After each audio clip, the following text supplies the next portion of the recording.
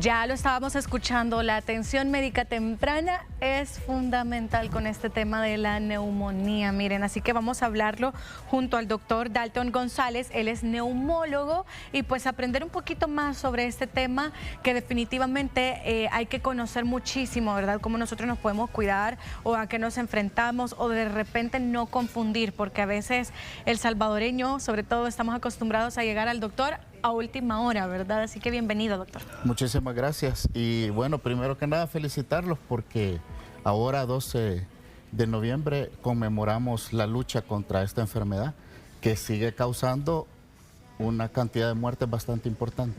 Sí, y eso es bien alarmante realmente, doctor, porque usted me decía antes de entrar a la entrevista que sí, hay mucha cantidad de muertes debido a la neumonía. Bueno, lo que pasa es de que la neumonía no solo es que per se la neumonía, es decir, un paciente llega y consulta por neumonía y esa es una de las causas más importantes de muerte, sino que el paciente puede llegar, por ejemplo, que se fracturó una cadera, ingresó en el hospital, lo operaron y dentro del hospital se puede complicar con una neumonía. Eso, doctor? Yo he visto que eso es bastante común, que muchas veces estamos en el hospital y se contrae neumonía. Bueno, yo he tenido oportunidad de tener pacientes desde que no tenemos una evaluación previa. Claro, hay cosas como esa que suelen ser una emergencia y uno hace una evaluación bastante rápida, pero también pueden haber, porque la neumonía tiene 4 mecanismos por los cuales se puede adquirir y uno de ellos es, digamos, la contigüidad, es decir, yo puedo entrar por una colecistectomía, me van a quitar una vesícula porque tengo cálculos y a lo mejor ya tengo secreción purulenta dentro de la vesícula, pero eso está pegadito al diafragma y está bien cerquita de los pulmones, entonces por esa contigüidad yo puedo adquirir una neumonía. O por ejemplo me hacen una cirugía de corazón abierto porque me van a hacer un reemplazo de una válvula, entonces cuando me cierran básicamente también puedo adquirir por la disrupción de los tejidos cercanos por los tejidos del tórax cercanos a los pulmones, también puedo adquirir neumonía. Aunque sigue siendo los mecanismos más frecuentes, lo de tragarlo, digamos, de la cavidad oral, inhalarlo o la diseminación hematógena, es decir, que por ejemplo tengo una infección de vías urinarias y a través de la diseminación de la sangre se pudo alojar también el tejido pulmonar y causarme una neumonía. Entonces no es solo de que el paciente llega, sino que puede llegar por otra causa y también complicarse con una neumonía que también la puede adquirir dentro del hospital. Por eso nosotros las neumonías las dividimos justamente así, neumonías extrahospitalarias y las neumonías adquiridas dentro del hospital. Doctor, ¿cómo es la neumonía? ¿Qué es en realidad, si nos explica al idioma de los que no somos doctores? ¿Y cuál es la diferencia entre tal vez una gripe o una enfermedad respiratoria común a bronquitis y neumonía? Vaya, lo que sucede es de que, por ejemplo, una bronquitis es solamente, para entenderlo en así plano, es la tubería por donde pasa el aire y regresa. Es decir, es un espacio, nosotros le llamamos espacio muerto, porque en ese espacio no se hace intercambio gaseoso. En cambio, la neumonía es de la unidad funcional del pulmón, es decir, propiamente del pulmón, porque yo puedo tener una bronquitis y es bien usual que la gente me dice, mire, pero ¿por qué dice de que la radiografía está normal? Y es justamente por eso, porque el bronquio solamente está lleno de aire y cuando yo tomo una radiografía, si el pulmón está sano y también está lleno de aire, pues la radiografía regularmente va a ser normal, salvo que yo pueda ver alguna pequeña congestión en lo que le llamamos hilos pulmonares, que es de donde salen todos los bronquios. Pero la neumonía en sí es una afectación o una infección del tejido pulmonar, es decir, de parte del pulmón. Los saquitos que nosotros le llamamos alvéolos, esos saquitos se llenan de pus y de detritos celulares y de agua. Y entonces, suponiendo que este fuera un alvéolo, que este cuarto fuera un alvéolo y una ventana fuera donde yo echo el aire bueno, que es el oxígeno, y también regreso el aire malo, por así decirlo, que es el CO2, y lo regreso a los bronquios para yo poderlo sacar. Si el cuarto está lleno de pus y detritos celulares, no puedo hacer ese intercambio porque no puedo pasar el gas. Entonces es cuando el paciente sufre de esos episodios de disnea, el pulmón se aplasta, hay dolor torácico. Es decir, doctor, que nosotros vemos el sistema respiratorio, ¿verdad? Que nos han enseñado, vemos que están los dos pulmones así. La bronquitis es como la parte de en medio, por decirlo. Correcto. Y acá, si ya se pasa, es la neumonía. Correcto. También se mete dentro de los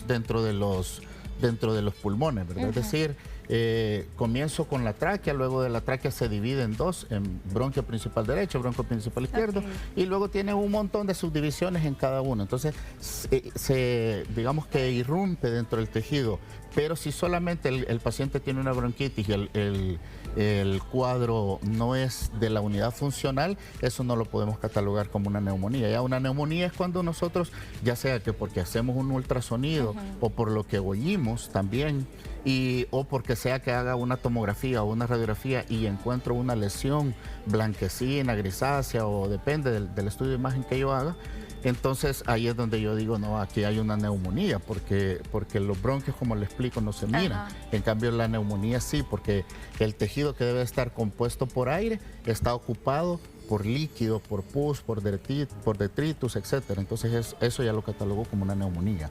Ok, ahora ya sabemos la diferencia, ¿verdad? Y qué es en realidad una neumonía para no entrar en confusión. Doctor, tenemos un avance con Noticiero Hechos. En ese momento, unos minutitos nada más, y ¿le parece si luego continuamos con el tema? Sin ningún problema. Vamos a verlo entonces.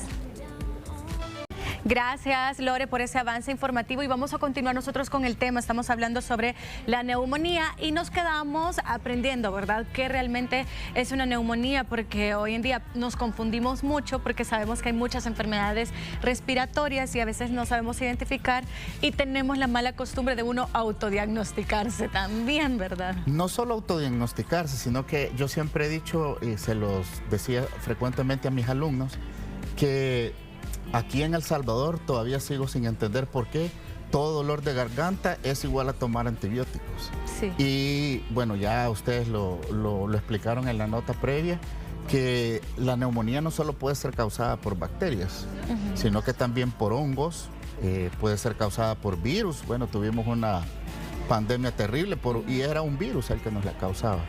Y también podemos tener bacterias atípicas, y a veces que el paciente se automedique puede empeorarnos la situación con la resistencia bacteriana. Entonces, por eso es de que siempre es bien frecuente que a veces llegan a mi consulta y el paciente hasta se siente molesto, siento yo, cuando no le prescribo antibióticos. Y me lo dice, o sea, doctor, ¿y no me piensa dejar antibiótico? Y cuando le digo yo, mire, no lo necesita. O sea, es una infección viral de la vía respiratoria superior. ¿Y el antibiótico cuándo es que se recomienda? Cuando nosotros ya tenemos una sospecha clara de que es por una bacteria. Es decir, hemos hecho algunos análisis, hemos entrevistado bien al paciente, ¿verdad? Y esto nos indica que la afección puede ser por una neumonía. Pero, por ejemplo, si es un paciente que me viene diciendo que tiene 2 meses, que ha estado perdiendo peso, que le da fiebre todas las tardes, que él se alimenta bien, y encima de esto me dice de que es diabético, y yo le veo en la radiografía un tipo de lesión que nosotros le llamamos caverna, es decir, que tiene un hueco, un agujero en el pulmón. Entonces ya nosotros ya no pensamos en darle un antibiótico corriente, sino que lo primero que tenemos que hacer es el diagnóstico, porque lo más seguro es que ese paciente tenga una tuberculosis, por ejemplo. Y es bien frecuente que los pacientes han estado tomando amoxicilina, claritromicina, citromicina, que son todavía de venta libre. Y entonces eso, el paciente dice, ya me voy a recuperar porque ya estoy tomando antibiótico. Y cuando llega donde nosotros llega sumamente complicado, muchas veces hay hasta que operarlos. Y eso nos complica a nosotros. A mí, yo le contaba al doctor que también en una ocasión suelen darme como alergias durante el año, y en una ocasión yo no la traté, recuerdo yo, y yo le comentaba a usted que pasó como más de un mes, yo no la traté, y de repente a ese mes yo ya empecé a sentir como dolor en la parte atrás, y ahí fue cuando dije, no voy a ir al doctor.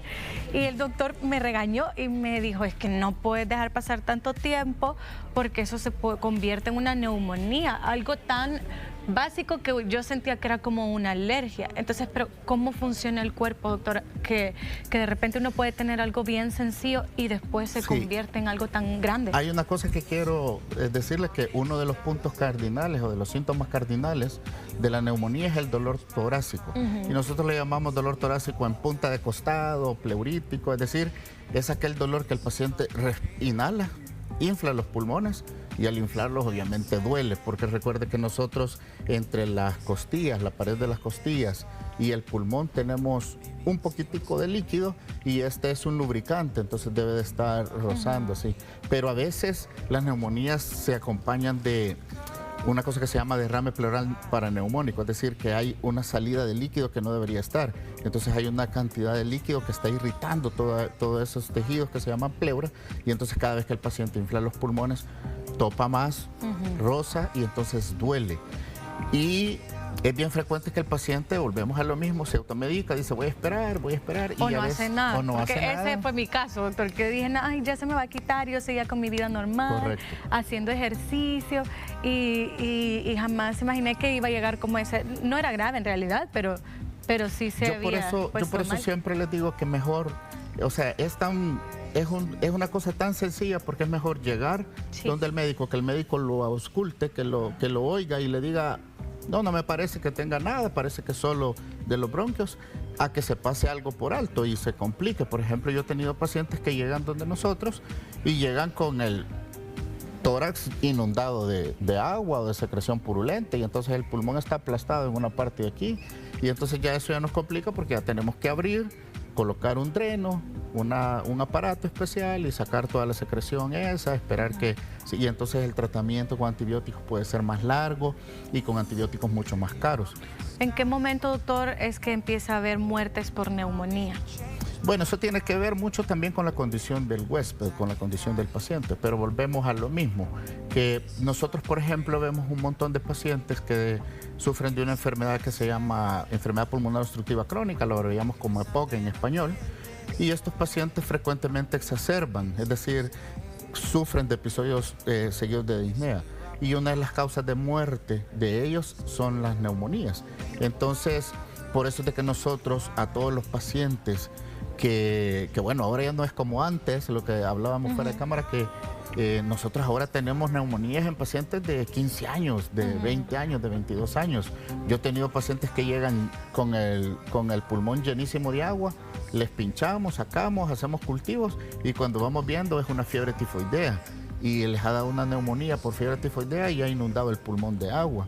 Entonces hay que vaciarlo. Entonces ahora son como las cosas un poco más complicadas. Sin embargo, siempre sigue siendo importante, porque no es lo mismo que yo vacunado me dé una neumonía a que me dé una neumonía y no estoy vacunado. ¿Me explico? O sea, eso fue lo mismo que nos sucedió con el COVID. Porque la gente me decía, yo ya me vacuné, pero me dio COVID. Pues sí, pero ya ahorita solo le he dado casi que una gripe. Y antes se nos morían. O sea, yo tuve unos días con la pandemia terrible que parecían una película de terror.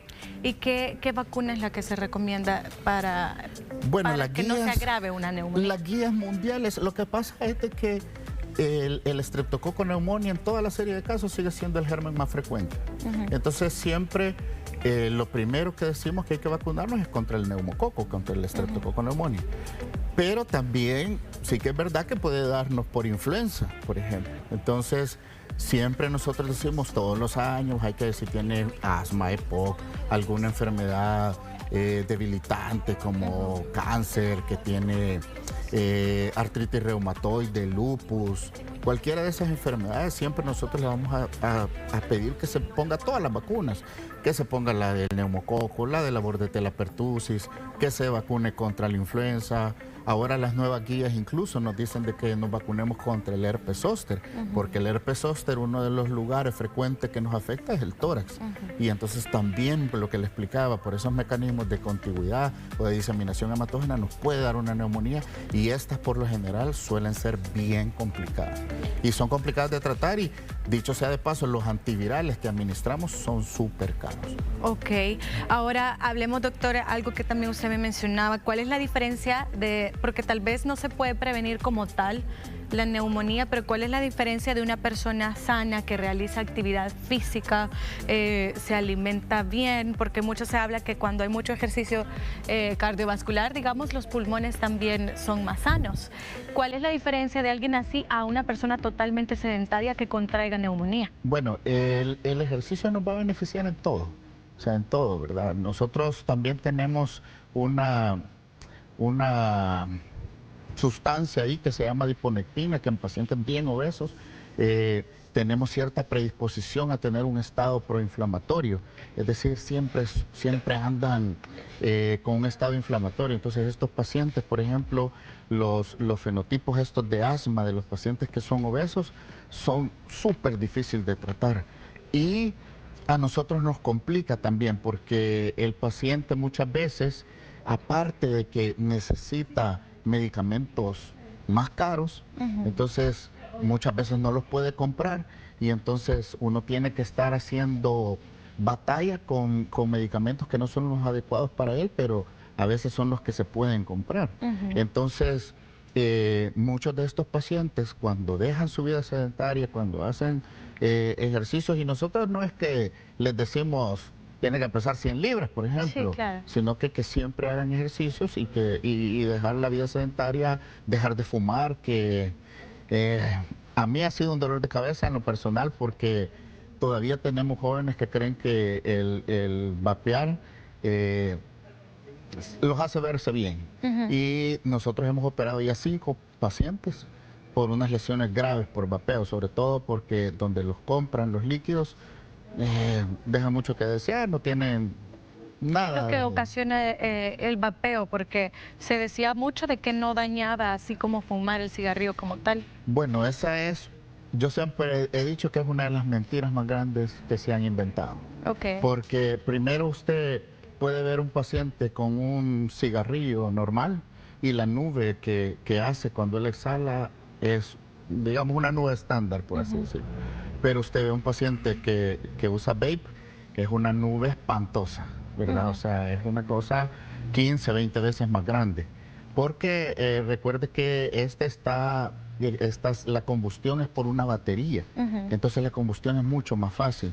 Entonces la cantidad de tóxicos que inhala es más grande, y tiene un montón de tóxicos igual que el tabaco normal. Y yo le digo, he tenido pacientes que han fumado 50 años y hasta les hago una espirometría con un examen de soplar y salen, digamos que, bastante aceptables.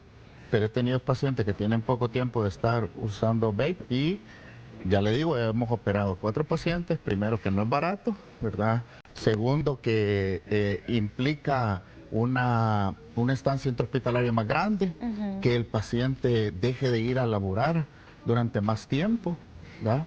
Uno de estos pacientes llegó con una lesión pulmonar grande, gigante, y en el diagnóstico nos decía que era una lesión maligna, pero no mucho concordaba porque el paciente era joven, ¿verdad? Entonces, claro, al hacer la evaluación hicimos un estudio y resultó que era una neumonía que se llama lipoidea, por uno de los componentes que tienen los líquidos del vape. Y entonces al final una parte del pulmón estaba necrosada, es decir, estaba negra, ya era inservible, entonces hubo que quitarlo. Ay, qué horror, la verdad. Y es algo que, o sea, nadie lo necesita. Y es súper lamentable, la verdad que me imagino que de igual forma, si alguna persona que fuma, ya sea tabaco o vape, al verse enfrentándose ante una enfermedad, siempre va a ser mucho más complicado, ¿verdad? Sobre todo si llega la neumonía. Eso que acaba de decir es una pieza clave, porque a mí siempre, cuando llega el paciente a fumar, yo fuera feliz, porque lo voy a tener durante años siendo mi paciente, si sigue fumando, pero no es ese el objetivo. Claro. Pero todos bueno, no todos pues, pero hay muchos me dicen, doctor, pero no se preocupe, si yo de alguna forma me voy a morir. Entonces, pero créanme que a todos, sin ninguna excepción, les cambia la cara cuando yo les hago una endoscopía y le digo, fíjate que te tuve que tomar biopsia porque tenías una lesión extraña y tenés cáncer. A todos le cambia. Y todos lo primero que dicen es, no hubiera fumado. Entonces, nosotros seguimos siempre en esa lucha porque el fumado, el tabaco y el vape siguen siendo de los principales causantes de cáncer pulmonar. Y yo creo que si muchos se lo proponen, si usted está escuchando y haciendo reflexión también de esto, porque fuma, pues si nos lo proponemos bien o buscar ayuda también para dejarlo, definitivamente yo sé que también eso se puede lograr. Doctor, ¿cuáles serían esas últimas recomendaciones para todas las personas que nos ven, que ninguno estamos exentos a contraer neumonía, que es el tema principal de esta mañana, pero cuáles serían esas recomendaciones? Y yo creo que tal vez... como le digo, no estamos exentos de que nos pase, pero que sí que lo podamos enfrentar de la mejor manera. Bueno, primero la prevención de lo que habíamos hablado, lo que usted mencionó, hacer ejercicios, comer sanamente, dejar el tabaco, cosas que de verdad lo podemos hacer fácil.